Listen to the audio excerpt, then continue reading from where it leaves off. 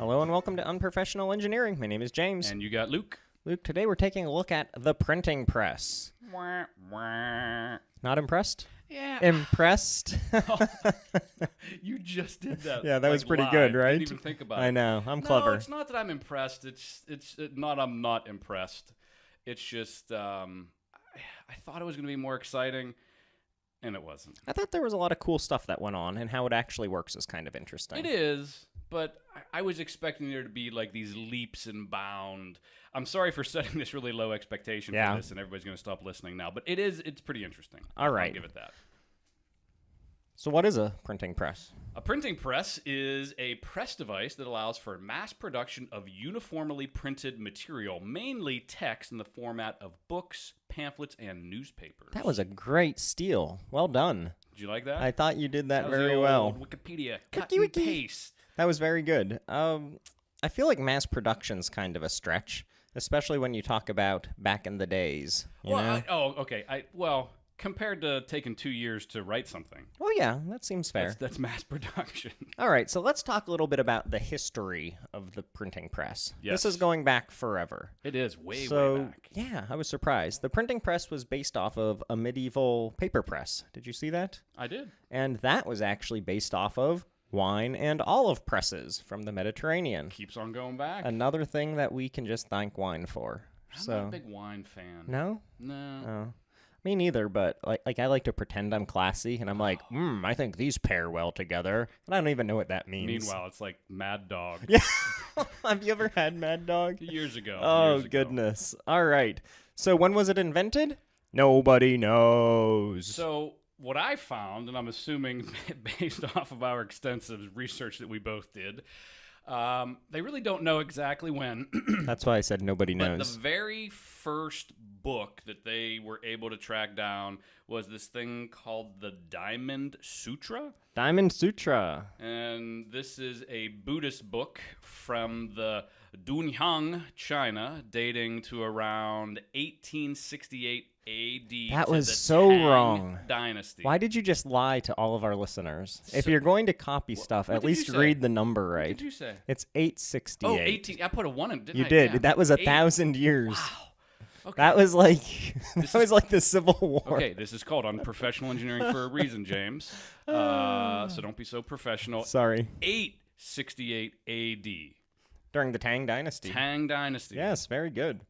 It was created with block printing. Did you see that? Yeah, they would take big Carved pieces wooden of wood. blocks. How Yeah. long would that take? Well, that's what I'm thinking. Like, okay, I'll go write the book instead faster than carving it. Plus, you had to carve it in reverse, which seems like a real skill to me. And I'm dyslexic, so I couldn't imagine having to carve something in reverse, thinking what it was supposed to be printed like. Oh, my goodness. And if you think of the characters, it wasn't like our English language they were doing. It was more of a character, symbol-based language they were doing. So could you imagine doing a symbol-based language in reverse? Well, I feel like on that's a piece of complex wood? enough in my brain, but they probably don't think it's any more difficult, right? I guess not. I'm told English is a very difficult language to learn. My wife does a lot of ESL, English as a second language tutoring, and apparently it is the worst. Yeah, I've been told that. Yeah.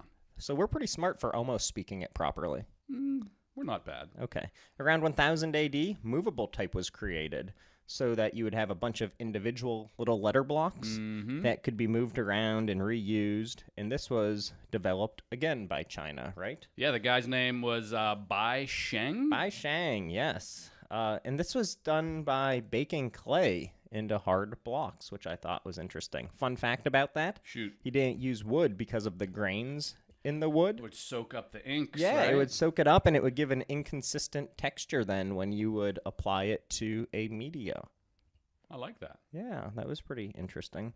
Wood type wasn't down for the count, though. Nope. It was coming back strong. 1297, Wang Chen printed the Nang Shu, all about agriculture and farming, and he made the wood more durable and precise, so it kind of was back in use again. Fun fact, though, Nang Shu is considered the world's first mass-produced book.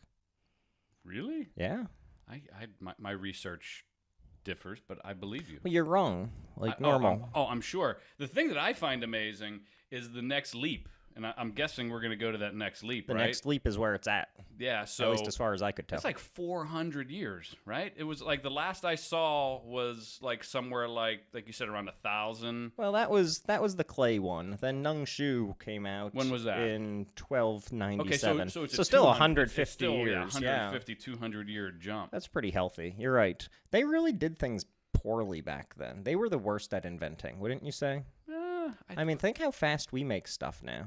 Yeah, but we Google everything. Oh, yeah, we're good at that. They didn't have the Googles. So do you want to talk about your boy?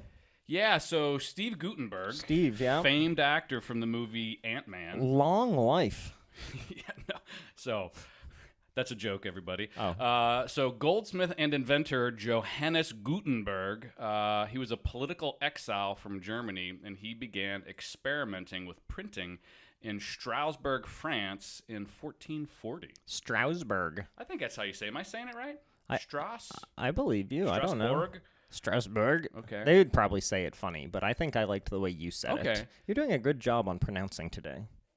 I am? I thought so. Usually you're the pronouncer. I know. Well, that's why I'm so impressed. So 1440, he kind of takes this idea of, and he was using those individual blocks. So he was doing this, but where his stuff differed was he actually not using clay. They started to use replicas. So they would, and this is really where I think it was called, where's that?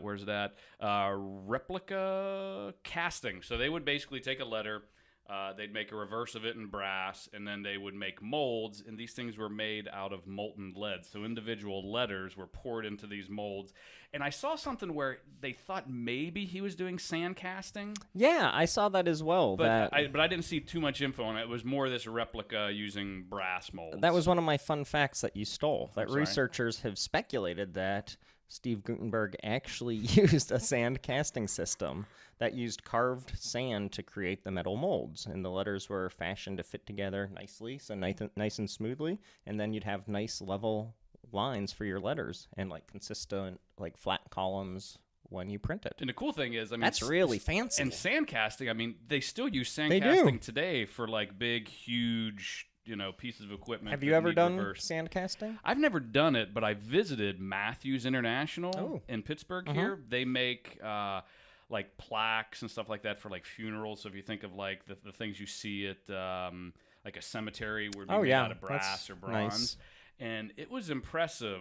Number one, the artwork, and then the process they go through to create that sand casting and pour in the molten bronze or brass or whatever they happen to be doing. It was a pretty interesting process. Super old school though. Yeah. It was super technical up in the CAD room, right? Everybody making these awesome, models.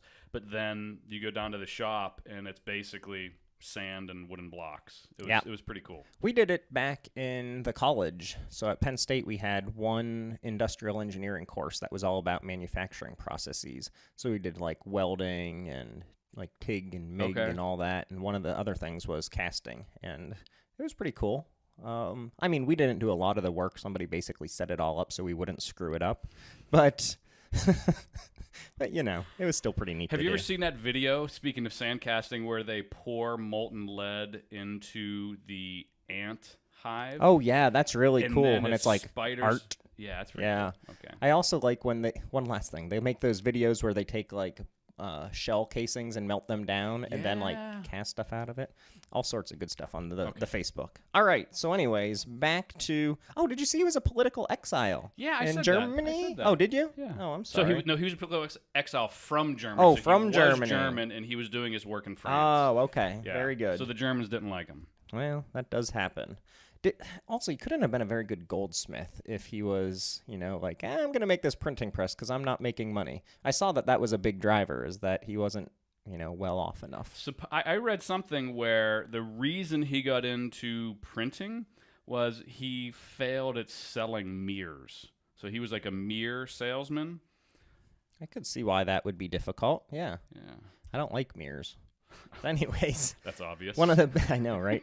That's why we didn't record this. One of the biggest improvements that Gutenberg made was using metal printing blocks. So each letter was, instead of wood, it was this new European version of Movable-Type.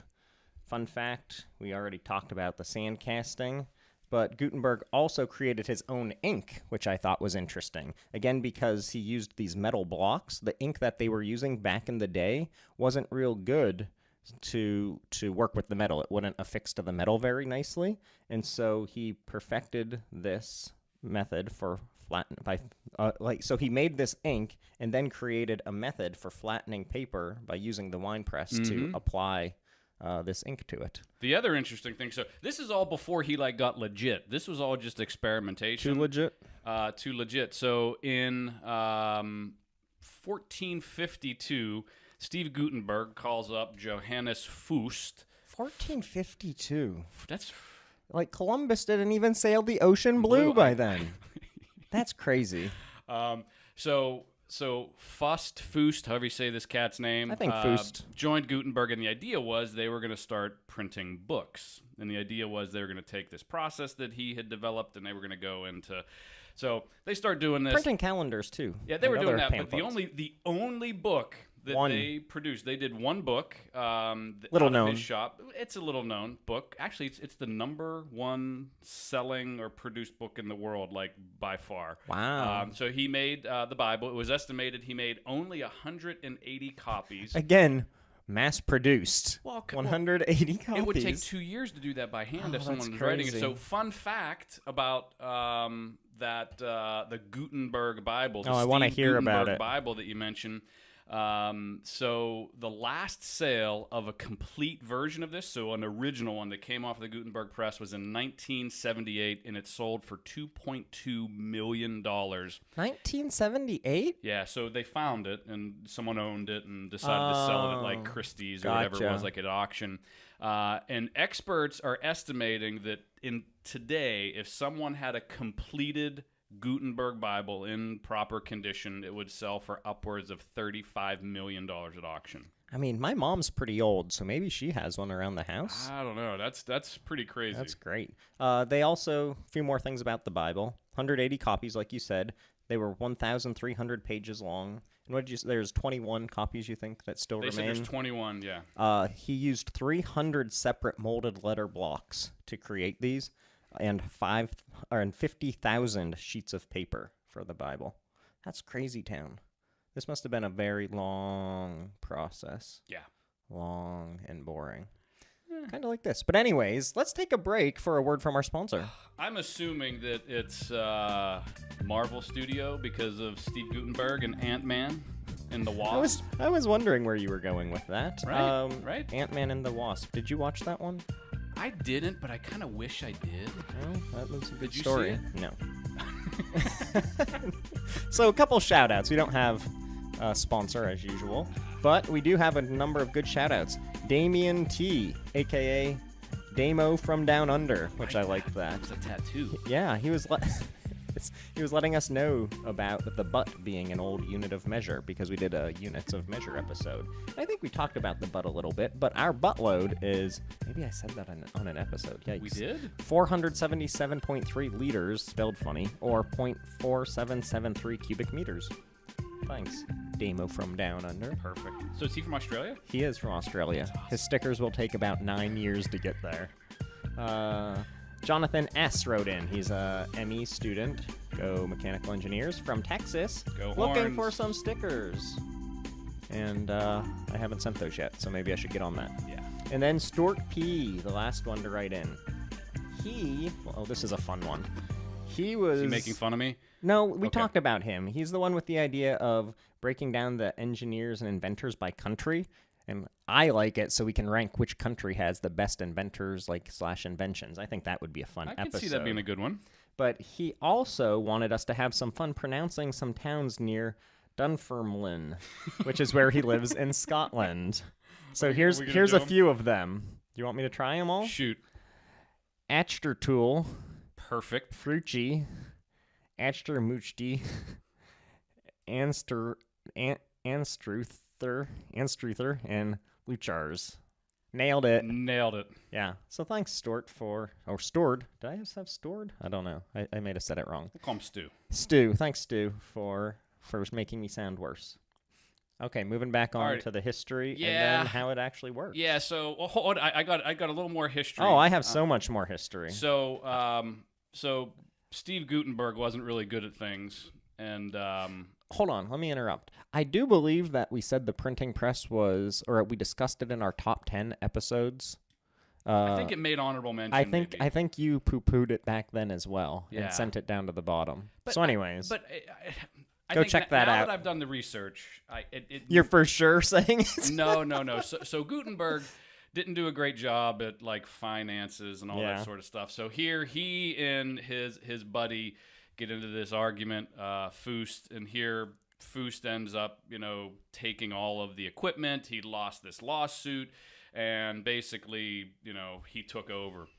So what happened was now Fust and this other cat, Peter Schoeffer, they take over. They start using the Gutenberg press, and this is somewhere in the neighborhood of where was it? 1455. So the whole bookstore didn't last too long. So 1455. It really didn't. No. And then right after that, Peter Schoeffer, who was this acclaimed, artist, calligrapher, he actually came out with a version of the Book of Psalms that was actually the very first 3-color title page. Wow. And he had different fonts inside of the book, so you know how it started with like the big... That'd be that much worse. Like the big T for the word the, and it was all super fancy.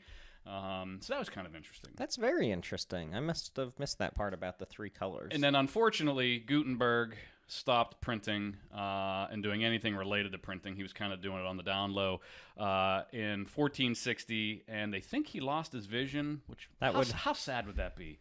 Your job is to make print so people can read stuff, and that's what you invent, and then you lose your vision. Irony. So he died in 1468. Wow. Ending that on a low note. Yeah. So a little bit about the printing press before we get into how it works. Over the next few decades after like the 1450s, the printing press spread through Europe. Proliferates. There you go. And really was instrumental in a lot of the change that went on with easier means of distributing someone's ideas, such as those of Martin Luther against the Catholic Church, leading to the Protestant Reformation. Fun fact. Oh, boy, oh, boy. In 1501, Pope Alexander the VI. What is that in Roman numerals? It's the VI. IV? No, VI. You get those in the hospital. In 1501, Pope Alexander promised to excommunicate anyone who printed manuscripts without the church's approval. Isn't that interesting? Yeah, they were really trying to not let people like educate themselves and like communicate without the Catholic Church's permission. So, yeah, and then your boy Martin Luther and all those kind of did their thing. Did their own thing. Yeah. I see you have my next fun fact on there. The first official newspaper, Relation, was created in 1605. That's pretty impressive. Yeah. It's a long time ago. And it was in Strasbourg. I'm assuming that's France, where what's his head was from? Steve Gutenberg? Why not? Yeah, we'll say so. No one's going to check. By the mid-19th century, Richard Hoe of New York perfected the power-driven cylinder press, producing 8,000 sheets per hour. It's impressive. Yeah. I really skipped ahead there. And we'll talk about some other stuff, but what happened in between there, like not a lot happened. Like basically there was tons in Europe. There was basically tons and tons and tons of these like I'll call them mom and pop printing shops, because basically you take an old wine press, you carve some letters, you make some, sand castings, and then you have your own paper. Right. But it really wasn't until, like you said, 1843 in the U.S. that it actually became a thing. Yeah. So do you want to talk about how it works a little bit? Yeah. So I have modern day printing. Do you have the old one? I have the old timey one. I thought it's more interesting. And I'll do the new timey one. So the old timey one that we just talked about for all this time, it starts with, so you have the metal letters. We'll assume that you already have those created. So you have to get ink on the letters somehow. And we mentioned that they had this specific ink that was created for it. But he also created applicators for doing this, where he basically would take a bowl and attach a handle to it and then fill it with horsehair and then covered that with goose skin. Apparently goose skin worked very well for this. Gotcha. And so you'd roll it around in some ink and like get it nice and even on the applicators and then smash it straight down on the letters, because you wanted it just on the surface of the metal blocks and not going down the sides, because that would give you like an oozy, drippy, poor quality print. then the paper of that day didn't really work well with his ink because it was specially made for the metal blocks. So they actually had to like dampen the paper that they were working with. And then you would put the paper on this leather-covered frame that they called a tympan with these small pins poking out of it. Okay. And you would poke the pins through the sheet of paper, and that way, because when you flip it over to print on the other side, you just poke it right through those holes again, and it's perfectly lined up. That's very smart. Yeah, I thought so too, because when I saw the pins, I was like, well, that's stupid. I don't want holes in my pages. But that's how they lined it up. Yeah, you'd have a shift. And then I assume that's where they would like string through as well for the binding. So that's interesting. So now you have your perfectly aligned pages. So you close the thing that's on top of the tympan, the frisket on the tympan, because why wouldn't that be the way? Of course. And the frisket allows you to move the paper around and lift it back up off of the inky thing. So it gives you like a place to grip and lift it back up. Inky thing. Is that the inky metal? Inky thing. Inky thing was the British term. Oh, okay. French term? German term. Okay. You slide it under the press, and then, very cleverly named, the puller pulls this giant lever, which compresses the paper against the ink then. And you'll normally only print one page at a time because the press was kind of small. That way you needed less force on the lever to then like have pressure on the page to make the ink transfer. So sometimes you'd have to like pull the page back out or push it in further for the next page to get pulled down on. Wow, that seems terrible. Yeah, so you pull it back out, you flip it over, you undo the frisket, you detach the page from the tympan, and you're all set to do page number 2. I'm so glad that I didn't do any research on that. You're happy about that? It's stupid. So can I talk about the new timey? I think we should take a break first for this week's Luke's Oh, rant. okay.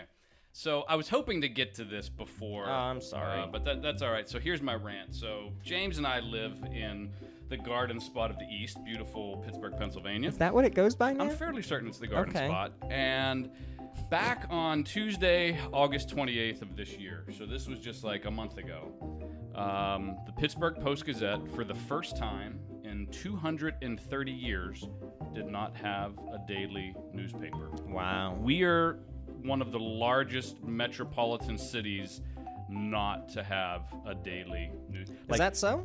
Like Butler has the Butler Eagle, which is daily, and Butler is like this little teeny tiny town north of St. Pittsburgh. Mary's has the Daily Press. So I just, here's my rant.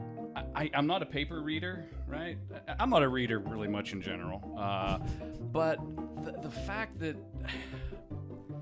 the idea of reading like sports and news like on an iPad, I've never done that. I do a little bit of reading on the iPad. I do a lot of reading on my phone. But the idea of getting your news that way, I just don't like it. And the Post-Gazette had this whole like television, ads going about how people love the new version and different things. I just, the idea of sitting down, like when I get old, I want to read the newspaper, be stodgy, and drink coffee. So just so I understand, you're not willing to support the newspaper by buying one, but you're angry that they don't print the newspaper. Okay, I didn't think through my rant too well. You were poking holes in it. I will subscribe. So it's only one day a week they don't do anymore. Oh. It's Tuesdays. Oh. And so, but basically, You really made this out to be. No, but it's the slow decline of the newspaper. I don't printing. read newspapers. I don't even watch the news, so Yeah, see, I don't know. I'm just uninformed. I delivered newspapers back in the day. Ugh, yeah. I don't know. So that's my rant. I'm just a little disappointed in the Post-Gazette. All right, let's move on to a more modern day process. Okay, so and this has been, it's really just taking this new process. So after they did this really stupid process that you described, where it's a wine press and it's basically a vertical press where it presses straight up and straight down, they were like, hey, how can we make this better? We can't make it any worse. We can't make it any worse, so let's make this thing better. So basically what they did was they invented the Rotary press machine. That was that cat you mentioned, Richard Hoe, back in 1843. So basically, if you imagine a roller And on that roller, what they do is they take these aluminum plates, and it may have been different back in the day, but nowadays they're aluminum plates, and those plates are about 3/10 of an inch thick. And these are basically photographs that are burned into that aluminum plate of whatever that particular page looks like. So they take all of these plates, they load them on a roller, so they're curved, and then once they have them on that roller, they use, depending on the newspaper and the press, they use, a 4-color system to actually... 4? And yeah, so you use 4 different colors, and of those 4 colors, you get all the different and you get all variations. the colors. So they take that, and they have these enormous rolls of paper that they get. They're like 1,300 kilos, so that means like 55,000 pounds is my guess. Give or take. So they take these huge rolls of paper, they load them up, they start running. The roller basically does a negative or an offset print, so it doesn't actually touch the paper. And when the paper is going through the printing press, it runs anywhere from 40 to 50 kilometers per hour. That is blazing fast. It's like 300 miles an hour, right? That's maybe the conversion more. From kilometers to miles per hour. We need to have a calculator in front of us to do these. So 40 to 50 kilometers, it's really fast. Like you can't even see it. It's a blur. Then once they are printed, they then automatically cut the paper. They automatically fold the paper, and then they automatically sort the paper. So everything, if you've seen the video, I'm sure you may have watched the video or seen it, the automation that's involved in making a newspaper is ridiculous. I mean, these things are in enormous warehouses. There's very little human intervention. It's all automatically picked up and folded, and there's little conveyor systems carrying like thousands and thousands of paper. Fun fact, it takes roughly 45 minutes from the last file. So whenever they get that last file at like 11 o'clock p.m. for the next day, it takes 45 minutes from that file to get the next paper out. So that's make the aluminum plate, load up the paper, blah, blah, blah, blah, blah, all that cool, interesting engineering that happens in between, and then the paper is in someone's hand to QA. Wow. That's impressive. That's very impressive. The speed, 50 kilometers, is about 31 miles per hour, just above that. And not so bad. I could run that easy. And the weight is around like just under 3,000 pounds. I was only off by a couple pounds. That's fine. Yeah. So and then the very most new one is this idea of printing on demand. So print on demand. Yeah. So what I was talking about is typically giant newspaper production, but print on demand. I just eBayed it this morning. I was looking on eBay. You and I could buy a print-on-demand printer for like $12,000. What's that mean? So that means if we wanted to print our own books or our own newspaper. If you and I were going to decide to go into the printing business. The volume's much lower. The Unprofessional Engineering Herald. Is that what we're going to call it? I think so. It seems like a lot of work. It is a lot of work. So you can buy these on-demand printing presses. How fast do they print something? It's all digital. It's a lot slower because if you think like a laser it's actually just a desktop printer. That's a very souped-up desktop printer. That's funny. But basically, it's 100% digital. It's on demand. It's sheet by sheet. It's way faster than the old style, but much slower than like a newspaper printing press. Okay, then. That's my shtick. So I just had a few other things that I wanted to talk about. The letterpress, different press options. The letterpress, it was basically the same thing as Gutenberg's press, and this is in those mom and pop boutiques you were talking about. Then the offset press, and this is the one that really revolutionized the printing industry. So it made it more possible to print giant quantities efficiently and cost a lot less when doing so. The bad part is if you're only doing a few prints of something, then it's still really expensive. But in a nutshell, modern offset printing involves using a computer to create a plate, which is placed in the cylinder, the ink's applied, it rolls against the rubber cylinder, it turns the ink into sheets, kind of like what you're saying, and then out comes your newspaper. So again, super huge quantities, it's great, but otherwise not so good. Yeah. Then the digital press. And is this about what you were talking about too? Yeah, pretty much. So one of the few drawbacks is it's not economical, again, at low volume. So use your desktop printer if you're one-offing something. Otherwise, get this giant digital press for $12,000 or more.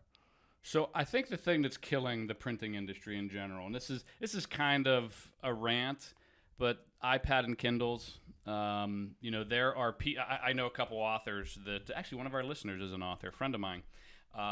He's not doing anything printed. He's doing T-Dog. 100. He's doing 100% digital. It's not even print on demand. It's just the only way you can get his book is on a Kindle. Does it sell a lot?